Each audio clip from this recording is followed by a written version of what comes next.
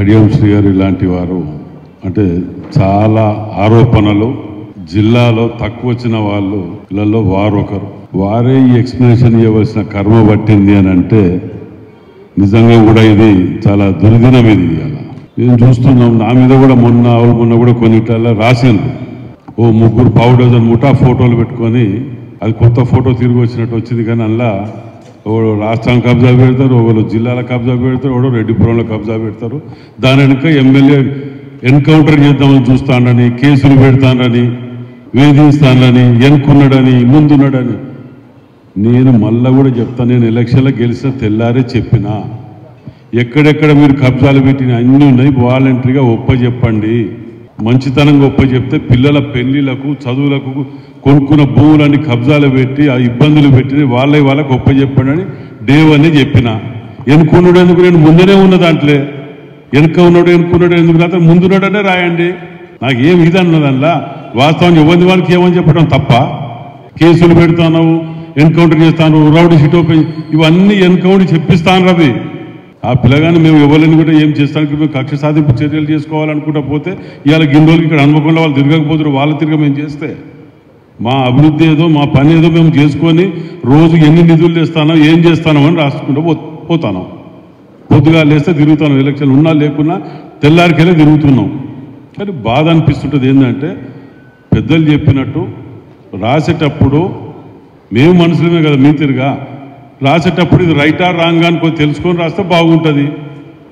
నేను చెప్పింది ఏంటిది? వాస్తవానికి కబ్జాలు పెట్టిన వాళ్ళని ఇప్పుడు కూడా చెప్తున్నా, వారు ఎవరిది వాళ్ళకు గొప్ప చెప్పండి, లేకపోతే వదిలిపెట్టేది లేదు, చట్టపరంగా చర్య తీసుకుంటాం అని ఎటువంటి అనుమానం లేదు అని మేము చెప్తుంటే ఉల్టా పట్టుకొచ్చి ఇటు పెట్టుకొని పెడుతుంటే వాళ్ళ తిరిగి యూనివర్సిటీలకు ల్యాండ్ కబ్జాలు పెట్టామా? ప్రైవేట్ యూనివర్సిటీలు పెట్టి ఉన్న రిజర్వేషన్లు కూడా కొట్టి యూనివర్సిటీలకు కబ్జాలు పెట్టామా? వాళ్ళ తిరిగా ఒకడో గీక్తాంటాడు, గోక్తాంటాడు, ఇంకోటి వాడిని తెల్లారైతే ఇదే పని వాడికి. ఇది అద్దుకానం. మాకు పని పాట లేదా? మాకు ఆ రోజు కూడా సీఎం గారి రివ్యూలో కూడా ఆ గుట్టల గురించి, ఆ భూముల గురించి ఒక టూరిజం హబ్ తిరిగా ఇంకో తిరిగి ఇట్లా చేయాలి అట్లా చేయాలని చెప్పి వాడు పడుతూ వెంబడి పడుతుంటే అరే ఉన్నదంతా మీ దగ్గరనే ఉన్నది కదా, మా దగ్గర ఏం లేదని చెప్పి మేము ఈర్చపడే వాళ్ళం. అది అభివృద్ధిలో.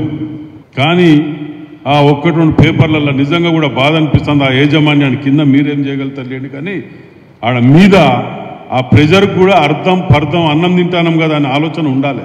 ఎంతసేపు వంచాడు. ఓ రోజు ఎవడో ఎక్కడో చేస్తాడు, నాతో ఫోటో దిగుతాడు, వాడిని పట్టుకొని పెట్టి ఎమ్మెల్యే మనిషి ఎక్కడైనా ఇవాళ హన్మకొండ జిల్లాలో కానీ ఇక్కడ ఎక్కడ కానీ ప్రశాంతంగా కబ్జా అనేది లేకుండా తిరిగి అంటాను.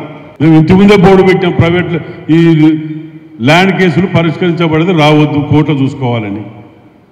మేము వాళ్ళ తిరిగి ఇక్కడ పరిష్కరించబడడం కేవలం ఇది మాత్రమే పరిష్కరించబడడం పెట్టలే కదా, పెట్టిందే పర్యావరణ గురించి మాట్లాడుతున్నాం. విచిత్రం అనిపిస్తుంది. మొన్నల్లా ఉన్నగా పార్క్ ల్యాండ్ కబ్జా పెట్టి ఆఫీసు కట్టి పర్యావరణ గురించి మీటింగ్ పెట్టి మాట్లాడుతారు. సిగ్గు అనిపిస్తుంది.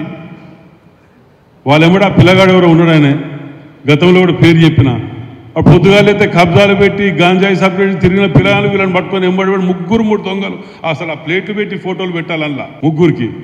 అలా పాత ఉన్న శివశంకర్ గారి ఫోటో కూడా ఉన్నది. పాత ఫోటో పెట్టి ఇలా పెట్టి అంటే మేము ఏమంటాను, ఇళ్ళకే వచ్చిన అల్లకి పోయిన ఇళ్ళకి వచ్చి చాలా మంది తిరుగుతారు. అలా ఆగుతుంది. అది రాజకీయంలో భాగం, అది వేరది. అది రాజకీయంలో భాగం. అది వెనకటికెళ్ళి ఇలా కొత్తగా వచ్చింది ఏం కాదు కదా. కొత్తగా వచ్చిన అప్పుడు అవ్వలేదా మనకు? మొత్తం విలీనమే చేసి ఒక ఎస్సీని మేము చేస్తే సిఎల్పిగా రేకుటిని చేసిండ్రు. అప్పుడు గుర్తురాలే వీళ్ళు ఎవరికి. సరే ఏదేమైనా రాజకీయ విలువలు, పత్రిక విలువలు ఏది కానీ అందరం కాపాడుకుని స్నేహపూర్త వాతావరణంలో పోవాలని కోరుకుంటున్నా. కానీ మీద ఎంత చెప్పినా ఎంత ప్రెజర్ చేసినా ఒక్కరోజు రాయకపోయా ఆఫీస్ గురించి నేను మొత్తుకొని అన్ని సర్క్యులేట్ చేసిన. మొత్తుకుంటానా పార్క్ ల్యాండ్ రా, అది బీఆర్ఎస్ సన్ ఆఫ్ టీఆర్ఎస్ అని పెట్టే. ఎక్కడన్నా ఉన్నదా? అసెంబ్లీలో మొత్తుకుంటుంది, మీ ముందు మొత్తుకుంటుంది, నోరు పోతాను మొత్తుకుంది. దాని గురించి యావలేదు. కానీ 2000 గుట్టలు ఏం చేసుకుంటారు? 2000 ఎకరాలు పెట్టుకుని